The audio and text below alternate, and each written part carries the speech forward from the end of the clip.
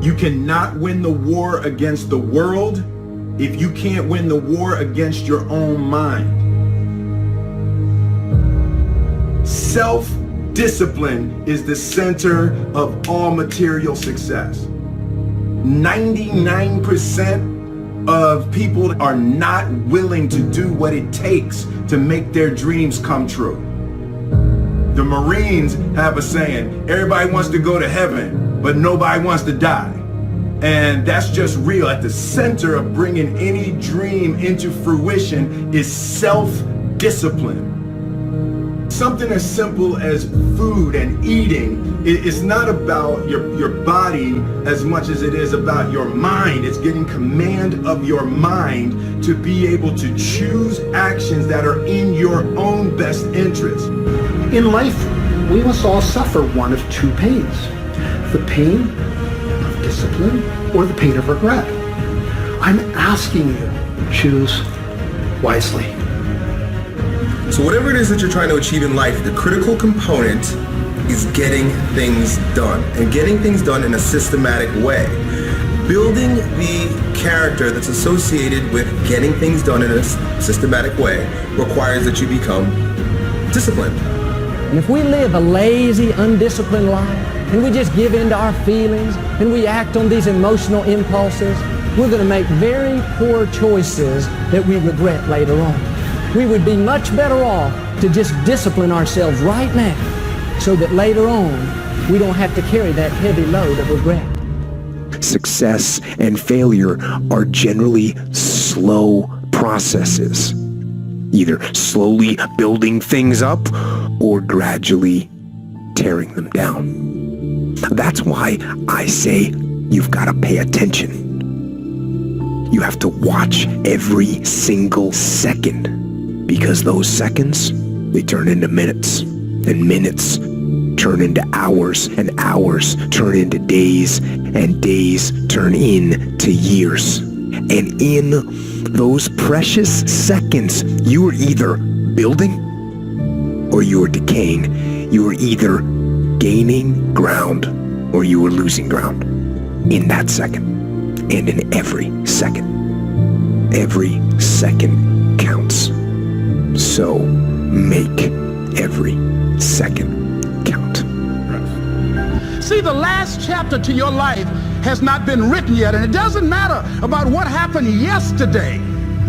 It doesn't matter about the things that you've done that you feel guilty about. If you wouldn't do it today, you're convicting an innocent person. The first step is you got to have a vision for what it is you really, truly want. A vision is about what you're here to create. A vision that really works is one that excites you. If you say, well, my resolution, my goal, my outcome for this month, this week, this year is to lose X number of pounds, that's okay, but it's not very compelling. It has to be a compelling vision. It's got to have something that has the power to pull you, not something you have to push yourself to do. Those are two different kinds of motivation. Push requires willpower, and willpower never lasts. What will last is pull. Having something so exciting, so attractive, something you desire so much that you have a hard time going to sleep at night, and you get so up early in the morning to rock it and take it to the next level. My mom wanted me to be a truck driver because that would mean I'd make $24,000 a year if I went to Truck Masters, and that would be twice what my father made. And she thought that would happen, but something inside of me said, I don't want to drive a truck. There's something else that matters more to me. And I decided I was not going to go for money instead of passion. And the rewards have been pretty amazingly better than being a truck driver. It's not bad being a truck driver. It's just not what I was after. And I look back, and one of the things that helped me was my original teacher, Jim Rohn, who was a personal development speaker I went to hear when I was 17. He said something the first time I heard him, and he said, it's really simple. If you want life to change, you got to change. If you want life to be better, you've got to get better. It's the only way it happens. And luck will show up for people and it'll leave them. But if you're constantly improving who you are and what you give, game over. Do you know what it takes to be great?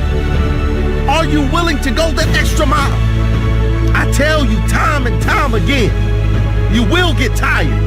But if you have a why, will give you that extra strength, that extra foot you need, that extra hour you need, the courage. Why are you different from everyone else who's trying to do the same thing you're doing? What makes you stand out? Why are you so important? Find your why. Your why will pull you up when you feel like you don't have the strength to get up anymore. Your why will keep you fighting when everyone else thinks you are out for the count. Why? Who are you fighting for? What drives you? You're not going to be great on that field. You got to have a why. You got to have a reason for why you do what you do.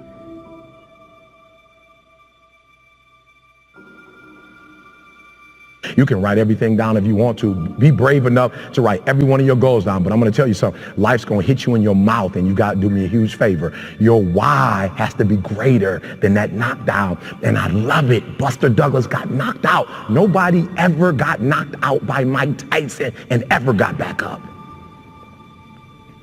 It was almost a 10 count. He was stumbling. They were 4, 3, 2, 1, and ding, ding, ding, saved by the bell. And he goes to his corner. The whole world is like, yep, that's it. Once he comes back out, that's it. Mike's going to just hammer him. And exactly that. Mike Tyson came out like, I got him. I got this kid up against the rope. Listen to me, many of you right now, life's got you up against the rope. You can't give up. You can't give in. Listen to me, if it was easy, everybody would do it. And if life's got you backed up, I need you to do what Buster Douglas did. Buster Douglas started fighting back. The world was shocked.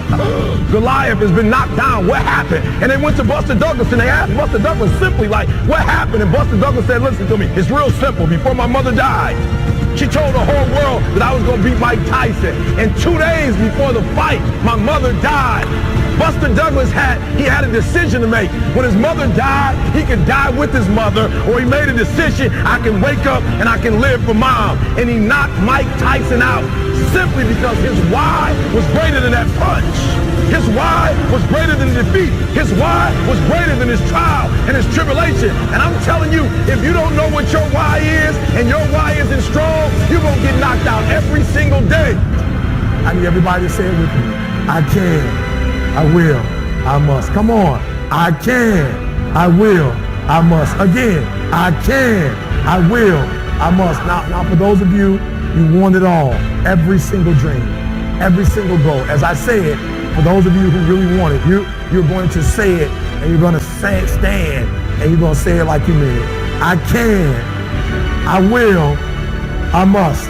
Come on. I can, I will, I must. Come on. I can, I will, I must. Now say it like you mean it. I can, I will, I must. Again, I can, I will, I must. Again, I can, I will, I must. Now I need you to think about that loved one, that individual that you have to do this for. I need you to say it with me. I can, I will, I must. Come on, for that individual. I can, I will, I must. For that person, I can, I will, I must. For that thing you want to accomplish, I can, I will, I must. Again, I can, I will, I must. Now I want you to think about that hurdle.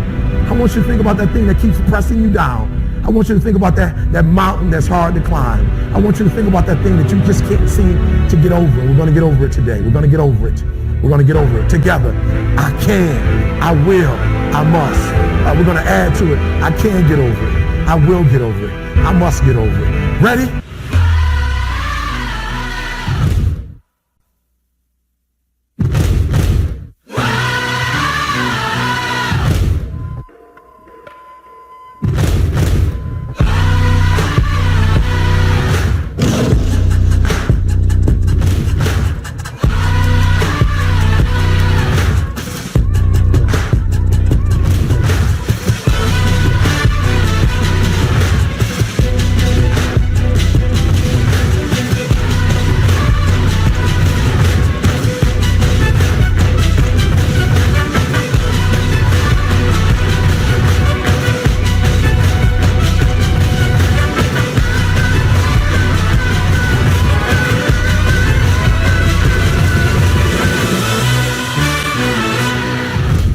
Ladies and gents, this is the moment you've waited for.